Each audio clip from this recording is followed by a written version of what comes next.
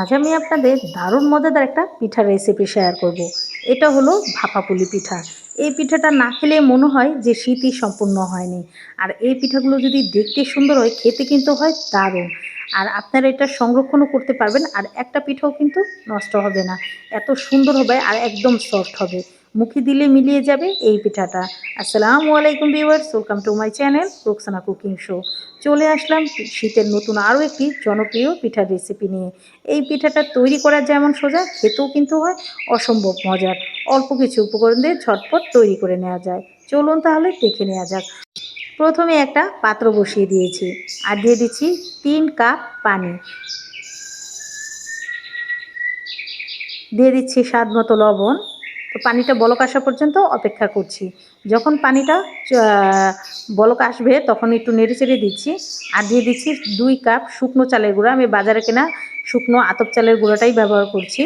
তো যেহেতু শুকনো চালের গুঁড়া, পানিটা কিন্তু একটু বেশিই লাগবে। একটু নেড়ে চেড়ে ভালো মতন মিশিয়ে নিচ্ছি। তো দেওয়ার সাথে সাথেই কিন্তু এভাবে অনবরত আপনাদের নেড়ে দিতে হবে। একটু সময় নিয়ে এই কাজটা কিন্তু আপনাদের করে নিতে হবে। এই দেখুন, তো আমি ভালো মতন একটু নেড়ে চেড়ে মিশিয়ে নিচ্ছি যাতে তলানিতে লেগে না থাকে। আর এখন কিন্তু মিডিয়াম টু লো আঁচে আছে। এখন আমি ঢাকনা দিয়ে ঢেকে দিচ্ছি আর চুলার আঁচটা আমি অফ করে দিয়েছি।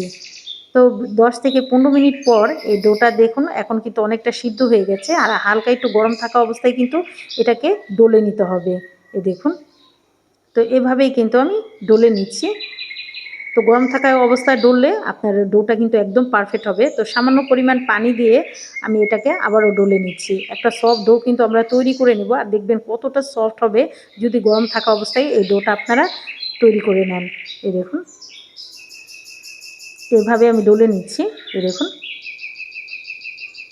আর ডোটা কতটা সফট হয়েছে সেটা কিন্তু দেখেই বোঝা যাচ্ছে।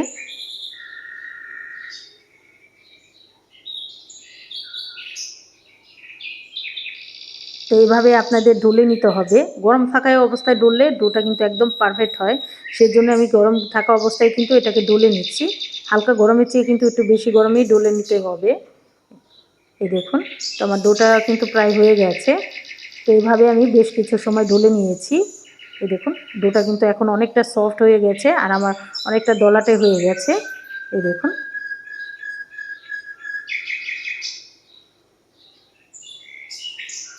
তো আমার ডোটা কিন্তু একদম রেডি হয়ে গেছে।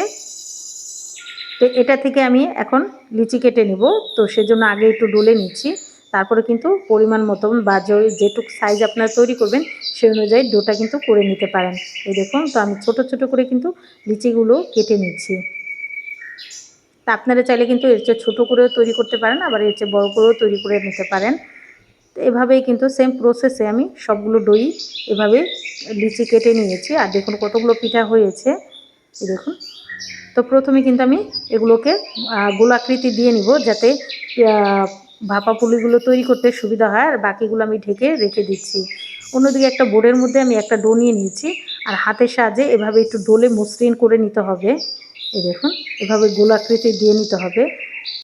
তো এভাবেই কিন্তু আমি সবগুলো ডো এভাবে একটু মসৃণ করে গোলাকৃতি দিয়ে নিব। এই দেখুন,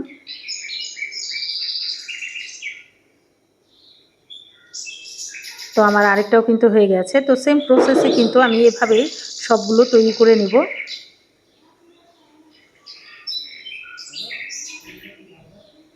এই দেখুন, তো আমি এভাবে কিন্তু সবগুলো তৈরি করে নিয়েছি।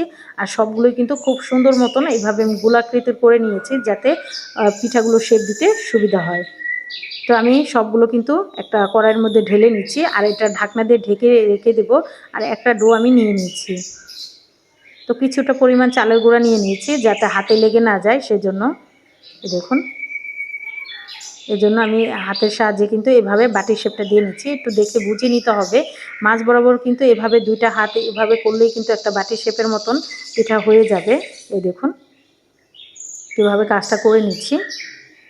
এই দেখুন, আমার বাটির শেপ কিন্তু দেওয়া হয়ে গেছে। এখন পরিমাণ মতন পুর নিয়ে নিচ্ছি। তো পুরটা আমি একটা চামিচের মাধ্যমে দিচ্ছি। তো আপনাদের যতটুকু প্রয়োজন বা যতটুকু দিতে মন চায় সেই অনুযায়ী দিয়ে নেবেন। তো আমি একটা চামিচ দিয়ে 1 চা চামচের মতন দিয়ে নিচ্ছি। আর কিছুটা পরিমাণ চালের গুঁড়ি আমি হাতে লাগিয়ে তারপরে কিন্তু শেপটা দিয়ে নেব। আর খুব ভালো মতন কিন্তু এটা লাগিয়ে নেবেন যাতে খুলে না আসে। তারপরে কিন্তু এভাবে হাতের সাহায্যে এভাবে একটু গোল করে নেবেন।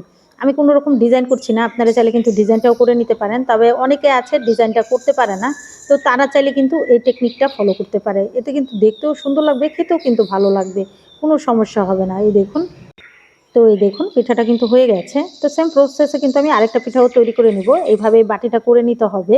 তো খুবই ইজি, ২ হাত দিয়ে এইভাবে করলেই কিন্তু পিঠাটা হয়ে যাবে।